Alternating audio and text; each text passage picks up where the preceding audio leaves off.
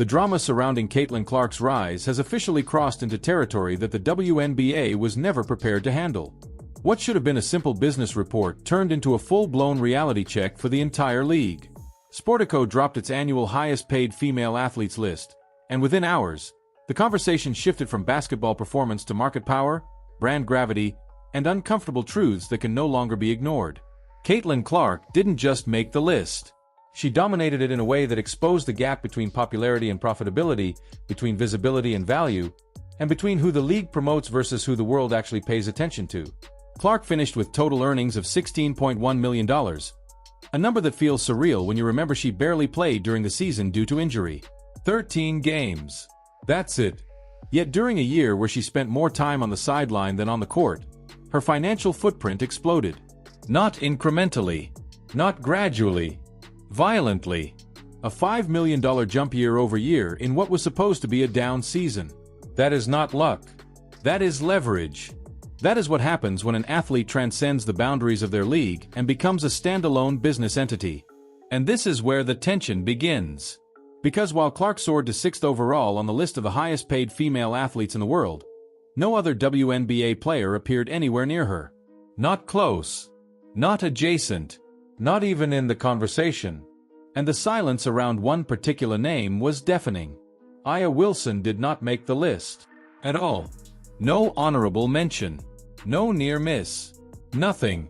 For a player the league has positioned as a cornerstone, that absence hit harder than any box score ever could. Clark's earnings had very little to do with her WNBA salary, which remains modest and almost irrelevant in the broader picture.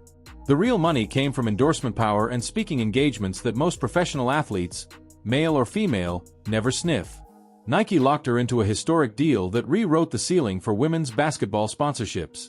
Gatorade brought her in as a face for youth and aspiration. State Farm tapped into her image as dependable, grounded, and universally appealing. Wilson Sporting Goods saw a rare opportunity to attach their basketball identity to someone who actually moves product across generations. These were not charity deals. These were calculated corporate investments. Brands did not choose Clark because she asked loudly enough or complained persistently enough. They chose her because she delivers results. She brings audiences that the WNBA itself struggles to reach.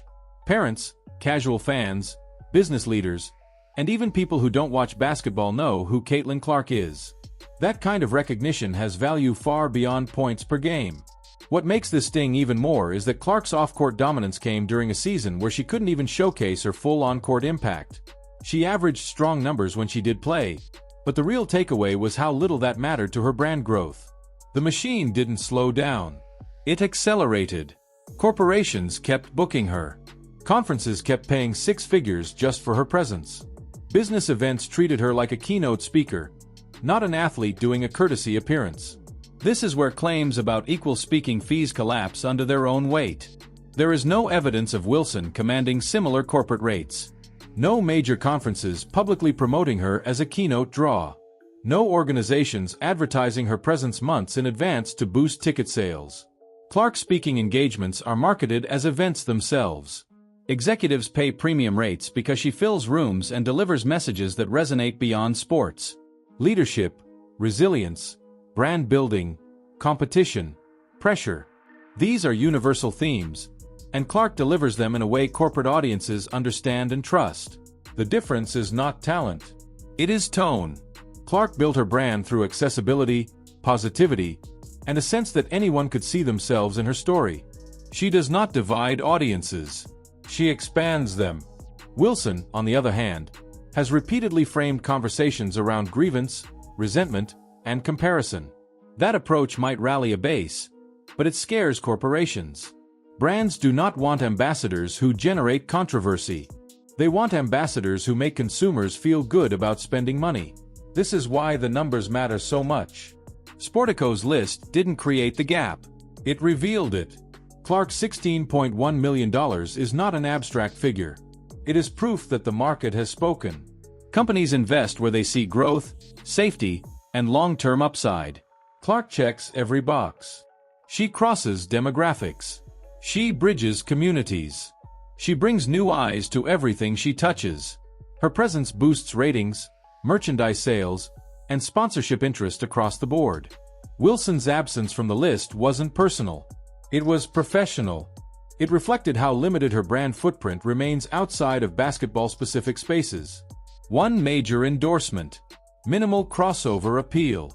A public persona increasingly associated with frustration rather than inspiration.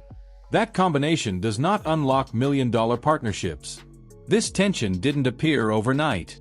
It traces back years, to college, to the moment Clark began breaking records and capturing national attention without the benefit of a stacked roster. While Clark was dragging a less talented Iowa team to national championship games, doing everything on the floor, criticism focused on what she hadn't won rather than what she was accomplishing. Meanwhile, Wilson's own championship success came within a system loaded with elite talent at every position. Both achievements were valid. Only one was dismissed. As Clark's star rose, the response from Wilson became more pointed. Social media campaigns, subtle digs, public frustrations, and eventually overt complaints about recognition and endorsements. Instead of building her own lane, Wilson repeatedly positioned herself in opposition. And every time she did, the contrast became clearer. Clark focused on growth. Wilson focused on grievance. One strategy attracts brands. The other repels them. Corporations do not reward bitterness. They reward momentum. They want ambassadors who add value, not tension. They want faces that unify, not divide. Clark became a symbol of possibility. Wilson became a symbol of discontent. That distinction shaped everything that followed. The harsh reality is that the business side of sports does not operate on fairness or seniority. It operates on influence. Clark brings influence that reshapes markets. She doesn't just represent women's basketball. She expands it. She pulls in audiences who never cared before. That is why companies pay her. That is why her earnings grew during an injury year. That is why she sits alone on that list. And this gap is not closing. It is widening. As Clark continues to build across industries, the financial distance will grow. Not because the league wants it to, but because the market demands it. Athletes who connect beyond their sport will always out-earn those who remain confined within it. So here's the real conversation. Why do you think Aya Wilson didn't make the list, despite the league constantly promoting her as a centerpiece? Do you believe earnings should reflect performance alone, or market impact? And what does Caitlin Clark's financial dominance say about where women's basketball is actually headed? Drop your honest take in the comments. Hit like if you want more deep dives into the business side of sports, and subscribe so you don't miss what comes next. Because this isn't just about one list. It's about power, perception, and who the world decides is worth paying attention to.